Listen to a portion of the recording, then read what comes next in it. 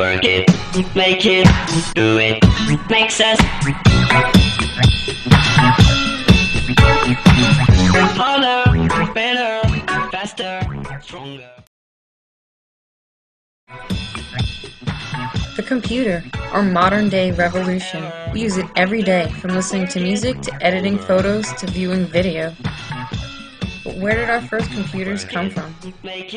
People. I'm a computer, you're a computer, we're all computers. Computer was originally a job title that described people doing repetitive calculations.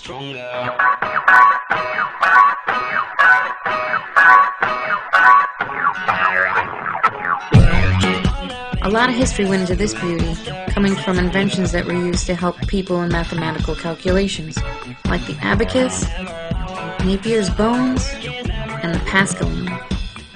All of these aided in addition, subtraction, multiplication, or division. In 1822, Charles Babbage invented the steam-powered difference machine, which would be able to compute logarithm tables. Other inventions were machines that created punched cards. These punched cards were used for your gas bill, or as we know it today, for voting. One of these machines was the Hollerith desk, which was created by Herman Hollerith.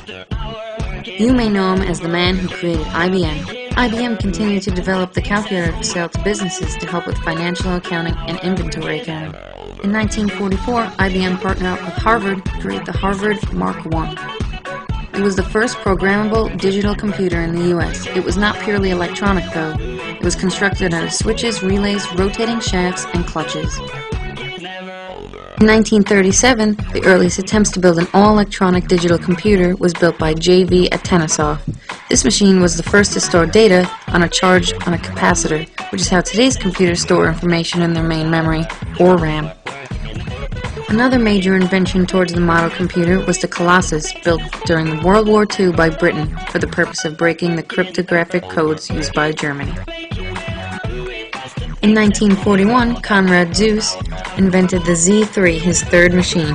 It was probably the first operational, general-purpose, programmable, software-controlled digital computer. 1943 to 1945, the ENIAC was created. It stood for Electronic Numerical Integrator and Calculator. It was created by funding from the War Department, promising that it could replace all women that were employed calculating the firing tables for the Army's artillery guns. By the end of the 1950s, computers were no longer one-of-a-kind hand-built devices. Although the ENIAC was unquestionably the origin of U.S. commercial computer industry, by 1955 IBM was selling more personal computers. Computers had been incredibly expensive because they required so much hand assembly. In 1976, the Apple I sold for only $600 as a do-it-yourself kit. In the 1990s, a university student would typically own their own computer. This was a result of the transformation of the microprocessor. In 1971, Intel was the first to develop the microprocessor. They were the first to succeed in cramming an entire computer onto a single chip. This began the revolution of the personal computer. MIT's Altair was one of the first kit-based microcomputers. Although it wasn't the first microcomputer, it was the first of the industry. Soon after came the MSI 880. It was better built and had a better power supply, although it was very similar to the Altair. In 1977, processor technology designed the Sol computer. The Sol had a video terminal built in, only requiring a video monitor. It came in a very attractive case with walnut wood sides. The Sol became a very popular computer that influenced the design of future computers. Now for the first true quote-unquote personal computer, the Apple II. Factory-built, inexpensive, and easy to learn and use, provided with the most extensive set of software and low-cost floppy disks. The Apple II was also the first personal computer capable of color graphics and easy modem operation. Rivaling the Apple II was Radio Shack's TRS-80, selling for about $500 complete with video monitor. It took the personal computer market by storm. Using a fast Z80 processor, it used a cassette recorder for program and data storage. In 1983, Radio Shack later came out with the first practical laptop, the Model 100. You know what's next. Progression of technology means progression of the computer. As time goes on, the computer will become smaller and more compact until it resembles our laptops and desktops today. Growing up in the computer age, it's easy to forget where this great technology came from.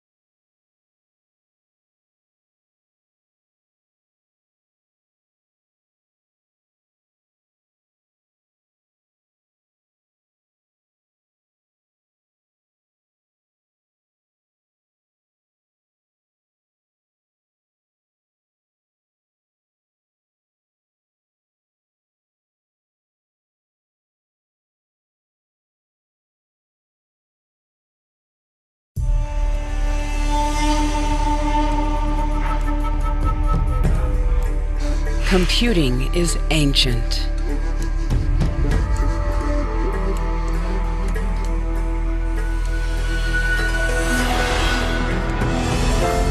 Computing is modern. It's how we work, get news, manage finances.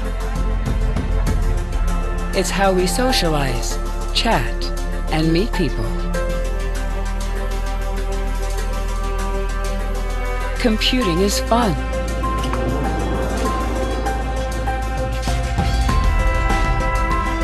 And fundamental to our daily lives. In the Industrial Revolution, we invented machines to amplify the ability of the human body. The Computer Revolution is about amplifying the ability of the mind. Now we depend on computers. Modern civilization runs on software. But computers are still just machines that need to be told what to do and precisely how to do it by humans.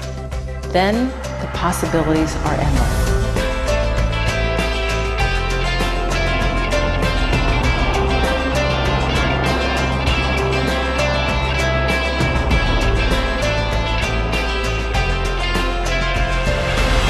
Computers give us unprecedented freedom to share our best and worst.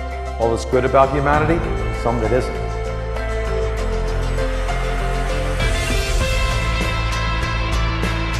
It happened so quickly. In 1950, you had the big military computers.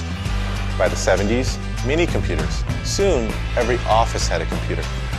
Then almost every home in the developed world. Now, nearly everyone uses multiple computers, from the one on the desktop, to the one on the phone, to the one in the traffic light in the corner. During my lifetime alone, we've witnessed growth that's unparalleled and unprecedented. And it's not over. We're in the midst of new developments. Exciting events are yet to come.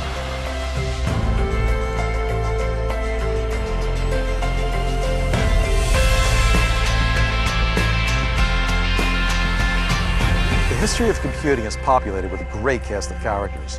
Some truly phenomenal minds, obviously, but also rebels, idealists, dreamers who were ahead of their time, wealthy venture capitalists, quirky geniuses, scoundrels, and fanatics. A few rare individuals with the ability and luck who could bring all the pieces together at the right time and actually get products to market. The history of computers is an absolute treasure trove of true stories. Many largely untold before now. There's wisdom and inspiration, and a few cautionary tales too.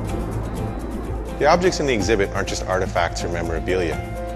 They capture moments when ordinary people did something extraordinary that impacts our lives every day.